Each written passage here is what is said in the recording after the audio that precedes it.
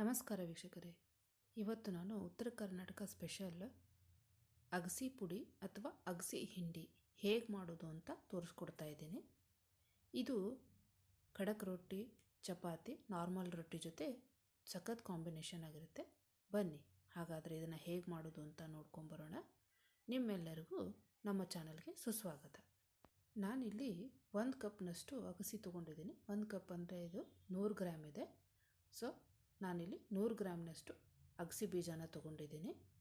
ಇದು ಹೆಲ್ತಿಗೂ ತುಂಬ ಒಳ್ಳೆಯದು ವೀಕ್ಷಕರೇ. ಸೊ ಇದನ್ನು ನೀವು ಎಷ್ಟಾಗುತ್ತೋ ಅಷ್ಟು ದಿನದ ರೂಟೀನಲ್ಲಿ ಉಪಯೋಗಿಸಿದ್ರೆ ಒಳ್ಳೆಯದು ಹೆಲ್ತಿಗೆ.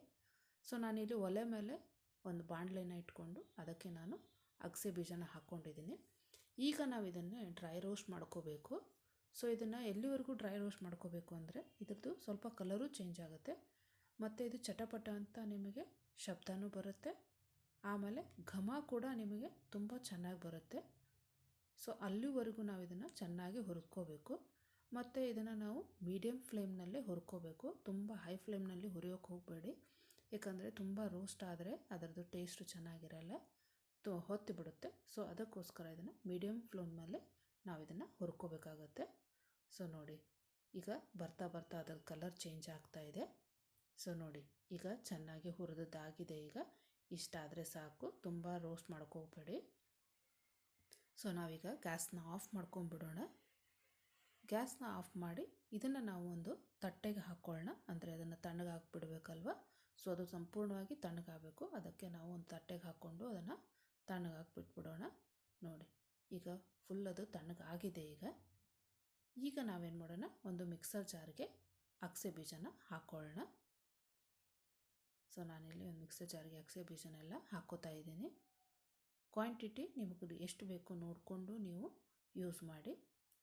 ನಾನೀಗ ಇಲ್ಲಿ ಇದಕ್ಕೆ ಒಂದು 5 ಎಸಳು ಬೆಳ್ಳುಳ್ಳಿನ ಹಾಕ್ಕೊಂಡಿದ್ದೀನಿ.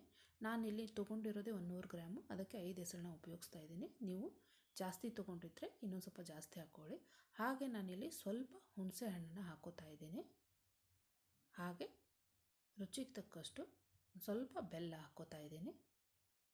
ಹಾಗೆ ಇಲ್ಲಿ ರುಚಿಗೆ ತಕ್ಕಷ್ಟು ಉಪ್ಪನ್ನ ಹಾಕ್ಕೋತಾ ಇದ್ದೀನಿ. ನಾನಿಲ್ಲಿ ಉಪ್ಪನ್ನ 1.5 ಚಮಚದಷ್ಟು ಹಾಕ್ಕೊಂಡಿದ್ದೀನಿ. ನೀವು ನಿಮ್ಮ ಟೇಸ್ಟ್ ತಕ್ಕಾಗೆ ಹಾಕ್ಕೊಳ್ಳಿ. ಹಾಗೆ ಇಲ್ಲಿ ನಾನು ಖಾರ ಪುಡಿನ ಹಾಕ್ಕೋತಾ ಇದ್ದೀನಿ. 2 ಚಮಚದಷ್ಟು ನಾನಿಲ್ಲಿ ಹಾಕ್ಕೊಂಡಿದ್ದೀನಿ. ನಿಮಗೆ ಖಾರ ಜಾಸ್ತಿ ಬೇಕು ಅಂದರೆ ನೀವು ಇನ್ನೊಂದು ಚಮಚನ ಜಾಸ್ತಿ ಹಾಕ್ಕೊಳ್ಳಿ. ಈಗ ನಾವು ಇದನ್ನು ಗ್ರೈಂಡ್ ಮಾಡ್ಕೊಂಬಿಡೋಣ. ಅಂದರೆ ಗ್ರೈಂಡ್ ಮಾಡಿದ್ಮೇಲೆ ಇದು ಪುಡಿ ಥರ ಆಗಬೇಕು, ಅಲ್ಲಿವರೆಗೂ ನಾವು ಗ್ರೈಂಡ್ ಮಾಡ್ಕೋಬೇಕಾಗುತ್ತೆ. ನೋಡಿ, ಈಗ ನಾನು ಗ್ರೈಂಡ್ ಮಾಡಿದ್ದೀನಿ. ಈಗ ಗ್ರೈಂಡ್ ಮಾಡಿದ ಮೇಲೆ ಈ ರೀತಿ ಆಗುತ್ತೆ. ಇಷ್ಟಾಗುವವರೆಗೂ ನಾವು ಅದನ್ನು ಗ್ರೈಂಡ್ ಮಾಡ್ಕೋಬೇಕಾಗತ್ತೆ. ಇಷ್ಟಾದರೆ ಸಾಕು. ನೋಡಿ, ಈ ರೀತಿಯಾಗಿ ಅದು ಪೌಡ್ರ್ ಆಗುತ್ತೆ ಗ್ರೈಂಡ್ ಮಾಡಿದ ಮೇಲೆ. ಸೊ ಈ ರೀತಿಯಾಗಿ ಮಾಡಿಕೊಂಡ್ರೆ ಸಾಕು. ನೋಡಿ, ಸೊ ಇಷ್ಟಾದರೆ ಸಾಕು. ನೋಡಿದ್ರಲ್ಲ ವೀಕ್ಷಕರೇ, ಅಗಸಿ ಹಿಂಡಿ ಅಥವಾ ಅಗಸಿ ಪುಡಿನ ಮನೆಯಲ್ಲೇ ಹೇಗೆ ಮಾಡ್ಕೊಳ್ಳೋದು ಅಂತ.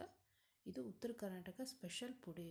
ಸೊ ಇದು ರೊಟ್ಟಿ, ಚಪಾತಿ ಎರಡರ ಜೊತೆನೂ ಕಾಂಬಿನೇಷನ್ ಸಖತ್ತಾಗಿರುತ್ತೆ. ಇದ್ರ ಜೊತೆ ಮೊಸರು ಹಾಕ್ಕೊಂಡಂದ್ರೂ ಇನ್ನೂ ಸಖತ್ತಾಗಿರುತ್ತೆ.